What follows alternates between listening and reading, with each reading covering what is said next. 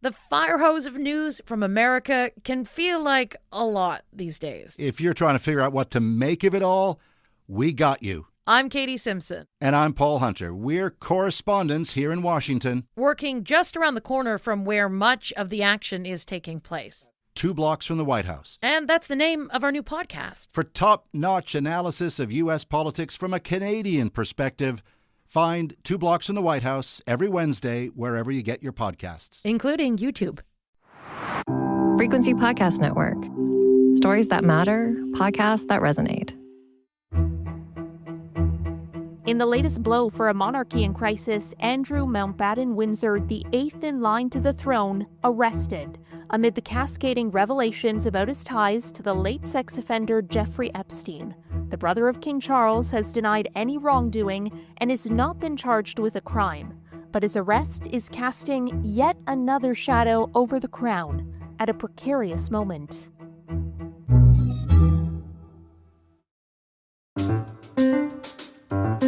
I'm Caryn Ceolin, and today on The Big Story, I'm speaking to journalist and professor Jeffrey Dvorkin about the calls for accountability and whether the royal family can redeem itself. Jeffrey, thank you so much for taking the time for this conversation. I really appreciate it. It's my pleasure. So let's do a little bit of a recap here. British police arrest former Prince Andrew on suspicion of misconduct in public office after reports suggest he may or may not have shared confidential information with Jeffrey Epstein while serving as a British trade envoy. He hasn't been charged. He's been released, but remains under investigation. Do you mind, though, just explaining the allegations of misconduct in public office? Like, how serious a charge is this?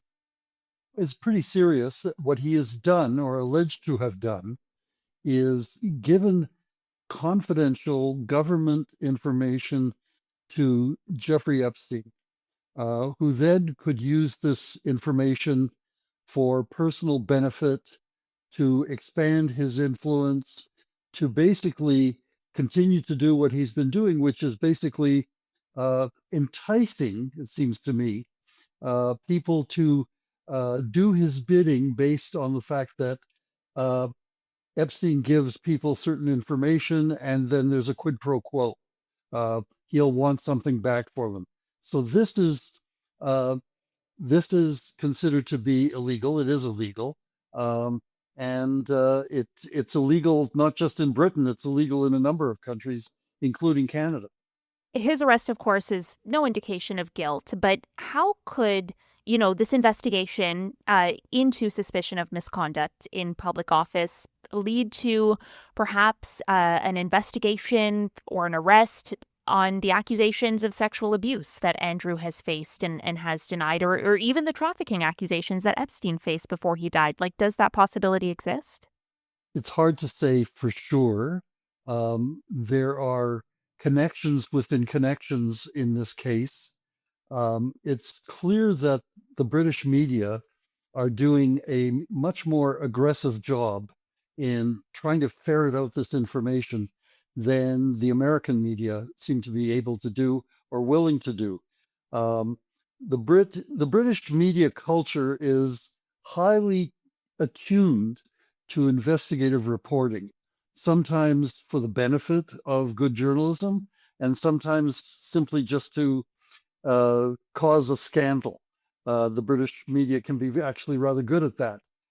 So I think that they're allowing this to unfold and see where it leads. And of course, the American media, I sense, are a little bit ashamed that they haven't been as diligent or as aggressive, shall we say, as their British counterparts. But even the contrast, too, between like how British authorities have moved to investigate possible crimes revealed by the Epstein files, while American authorities really haven't. Like, Andrew appears right now to be kind of the only person being seriously investigated for potential wrongdoing. Why is it that more powerful people are not being held to account in the same way? I think that's the key question, is what are the differences between the British journalistic culture and the American journalistic culture?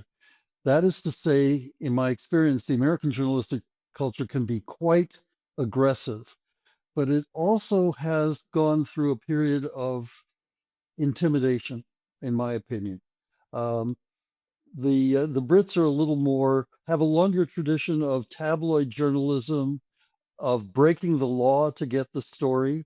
American media is a little bit more constrained for good reasons, in my opinion, but occasionally because they're easily intimidated. Part of the problem is that British media operates under an environment of more independence, I would say.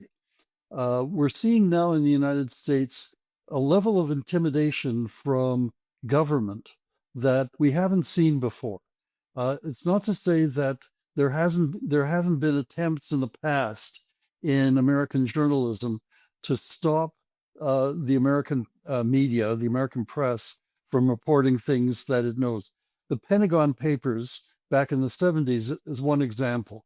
The New York Times was leaked documents from someone who worked inside the Nixon administration that showed that um, Richard Nixon basically lied to the American people about Vietnam, as did Lyndon Johnson.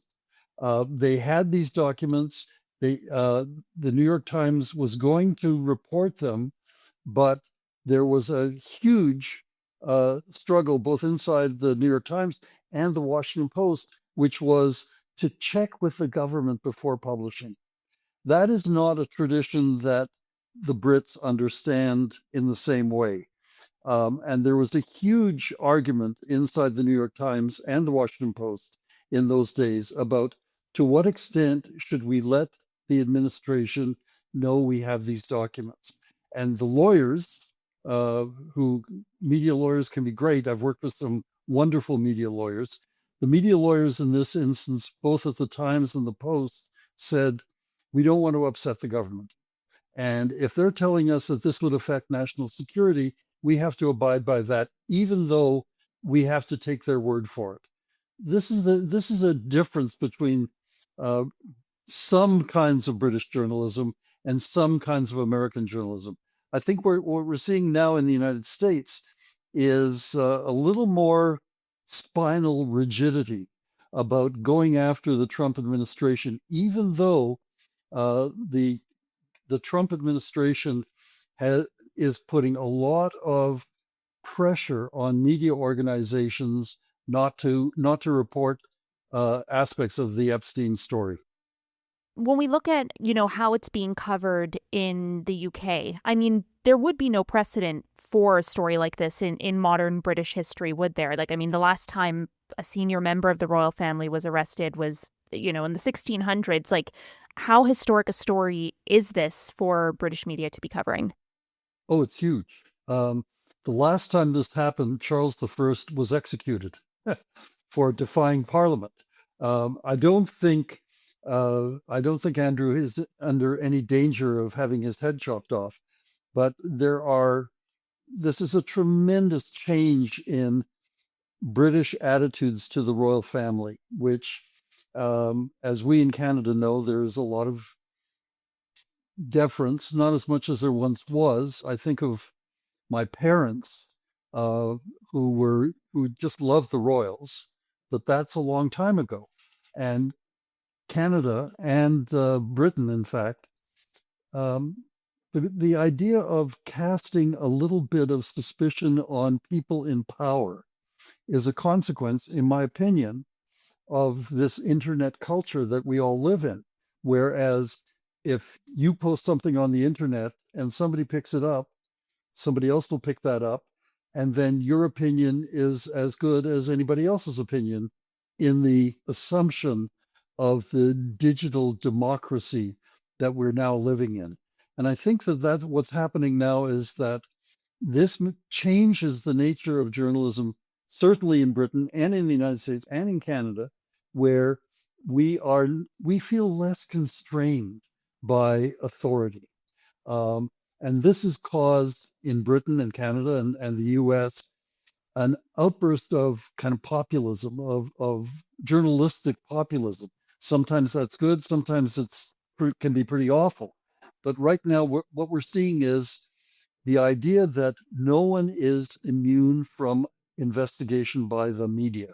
And Andrew, who seems to have been um, negligent, shall we say, in many respects, is finding that to his amazement, that he is not held with the reverence that was given to his mother, who was extremely popular, but she's no longer there. And so this puts the whole idea of the role of the monarchy in Britain and in Canada under question.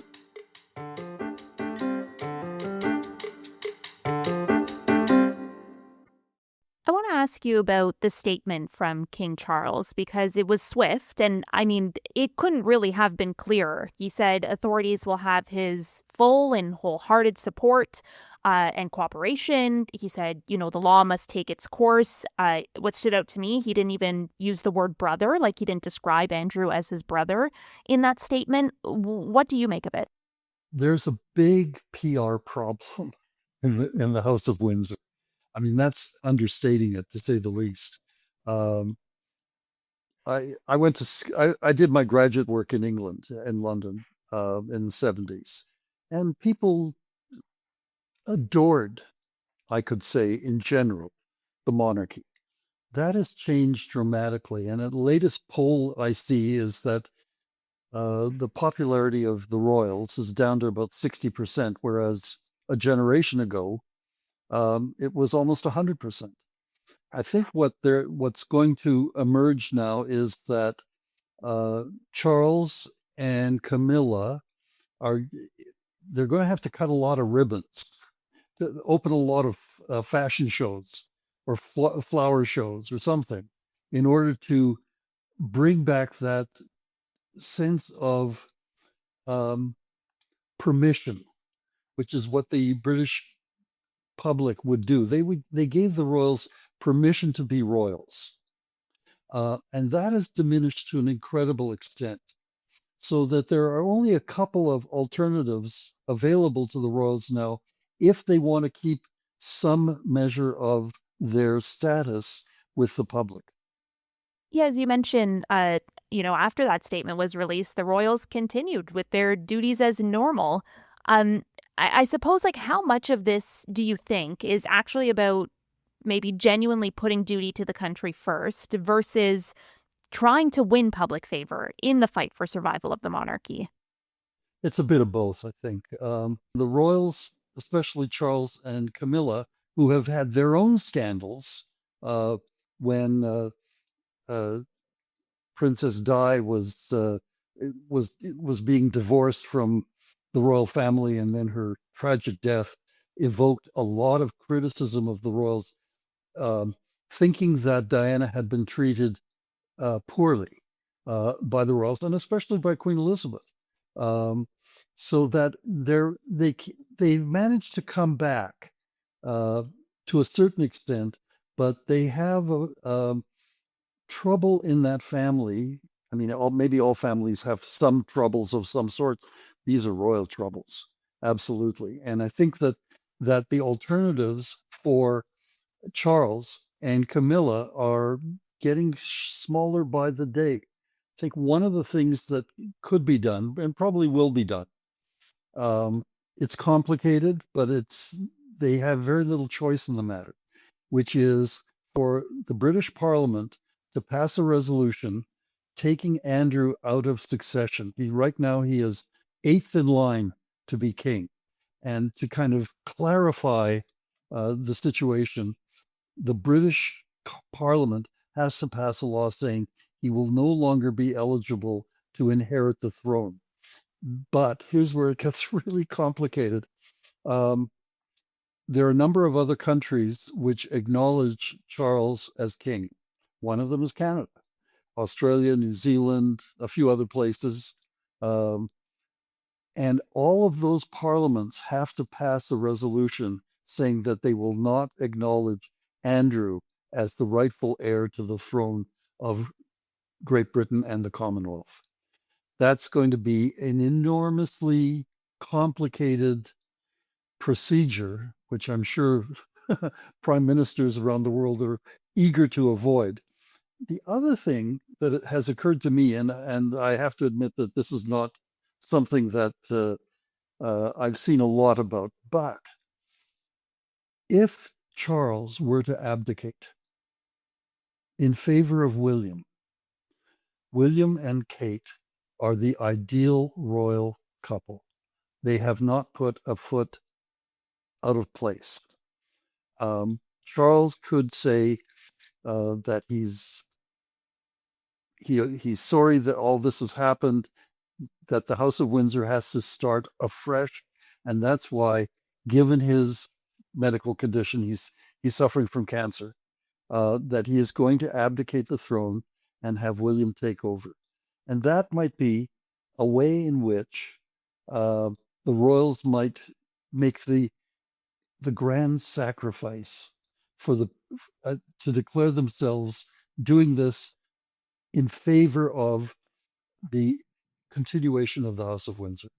Now, that's a really long shot, and I haven't seen a lot of discussion about that. And I've checked with a royalist monarchist friend of mine who knows all this stuff, and I said, "What do you think of the possibilities?" And he said, "It probably is more cumbersome and bureaucratic to have all of the parliaments that acknowledge King Charles to declare that they will no longer acknowledge Andrew. That will take months, if not years, to do. That there may be a move afoot to ask Charles if he's ready to abdicate and go into a pleasant and well-deserved retirement. Everything's up in the air, including the role of the British government, which would have to push this through Parliament. And the British government is now going through a tremendous period of unpopularity. Keir Starmer is barely hanging on. The polls show that if an election were held today, the Reform Party under Nigel Farage, which is a more populist conservative version, Farage would end up being prime minister. So everything is, if if I were Starmer, I would say, do I want to make things even more complicated and more uncertain for the voters at this point? What would be the sensible, logical thing to do? There's no easy answer on that one. And, that's kind of what I wanted to ask you, like, just given all the context that you've just laid out, and I certainly do not want to diminish, the allegations facing Andrew and his arrest, but is the future of the monarchy truly at risk over, the Andrew issue? Like, I know, as you previously described, polling has shown a dent in public support, but, I mean, how much of the public actually cares about ditching the monarchy? A smaller and smaller percentage all the time.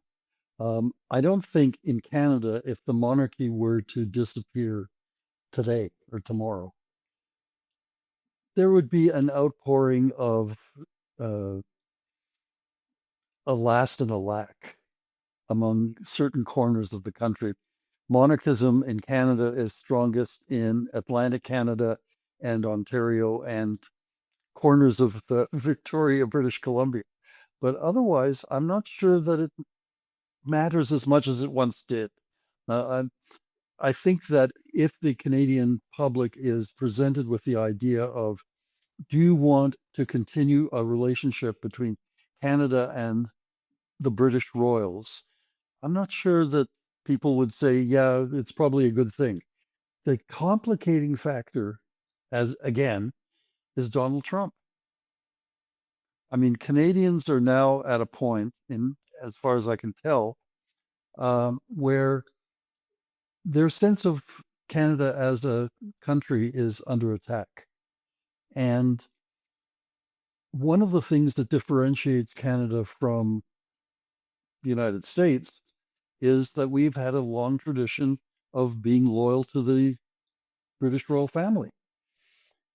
Would Canadians be willing to throw that overboard at a time when creating real distinctions between Canada and the States coming into question all the time? And I think that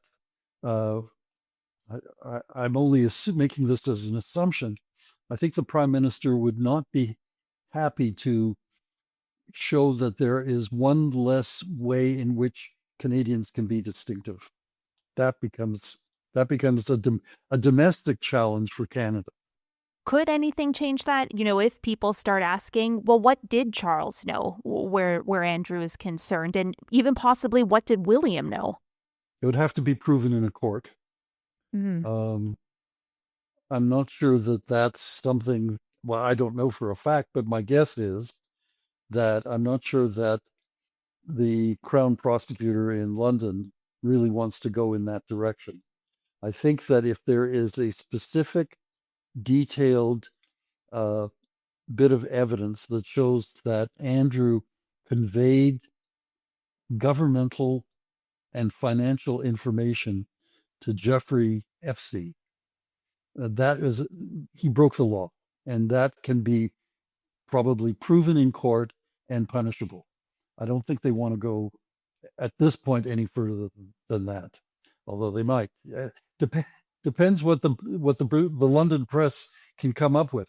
Now, what's also really interesting is that both the Guardian newspaper and the BBC have created their own search engine because they don't trust AI to get the whole story. And they certainly don't trust the Department of Justice in Washington to reveal everything they have. So what they are doing is they are going around AI and finding information that's somewhere out there in the nether regions of the internet that is actually provable. I don't know precisely what the Guardian and the BBC have discovered, but they have discovered documents that are being kept from the public by the Department of Justice in Washington. To me, that is an incredible change in the idea of what constitutes investigative journalism. How do we get that information, and how do we verify it? Because in my experience, verification of information is the most important thing that journalism can do. We can put stuff out there, whatever. We heard on the grapevine, blah, blah, blah.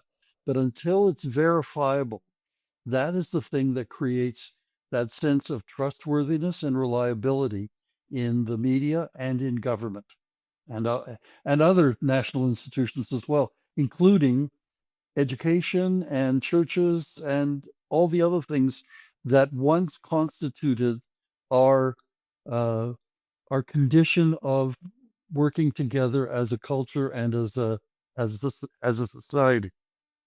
Just to bring this back to the royal family, Andrew's been stripped of nearly all of the benefits of royal life. I think it's probably important to point out that King Charles, at least in my estimation, seems to have been a bit more decisive when it comes to holding his younger brother to account when compared, to instance, to the Queen, who some might argue didn't really act at all. She even reportedly provided Andrew with the millions to settle the civil lawsuit brought by Virginia Giuffre. I just wonder if you think, the actions that King Charles has taken thus far is enough to satisfy the British public, or if you anticipate, the public will demand further accountability and what that accountability from the king and the wider family might have to look like. My sense is I don't think Charles had much choice. He had to say the law will unfold as it should. He didn't say he supports Andrew through thick and thin. I think that he's trying to distance himself from it and allowing the legal and police procedures to take place. I don't think he had any other choice. Otherwise, it would look like Charles was complicit in covering up. You mentioned earlier a long shot scenario of King Charles abdicating the throne. Am I to infer from that you think the Andrew issue will define King Charles's reign? Probably not, but it's certainly a huge problem of perception at this moment. A few months from now, things could be different. Charles could do something that would say that he was going to vacate. I don't know. There are a couple of things that are out there that are in a way unbelievable. One of them is for Charles and Camilla to abandon Buckingham Palace and turn it into a national museum and park. Somebody proposed that in one of the London papers because it would be a gesture of that the royal family has to live differently. And I think that we're going to see a few of those gestures. Whether that'll be enough to increase the popularity of Charles and Camilla, I have no idea. But something dramatic is about to happen in London, and we need to stay tuned. Either way, this is probably the first real test, though, of just how resilient the monarchy is post-Elizabeth. Exactly right. That's exactly right. And it's going to be a wrench for people who have emotionally invested in the idea of the royals. And there's still quite a few of them, not just in Britain, but in Canada, Australia, and New Zealand as well. It'll be interesting to see whether Andrew, in fact, once he sorts out his problems in the courts, whether he leaves Britain for good, settles in Florida or some other welcoming part of the world. But it's a tremendous change that we're on the verge of watching right now. Jeffrey, I'll leave it on that note. Really appreciate your insight today. Thank you so much. You're welcome. And that was The Big Story. We'd love to hear your thoughts on this conversation. You can send us an email at hello@thebigstorypodcast.ca, reach us on Instagram at frequencypods, or on Blue Sky at The Big Story. If you know someone who might enjoy this episode, be sure to send it to them. You can listen to The Big Story every day on the Seeker app or wherever you get your podcasts. I'm Caryn Ceolin. Thanks so much for listening.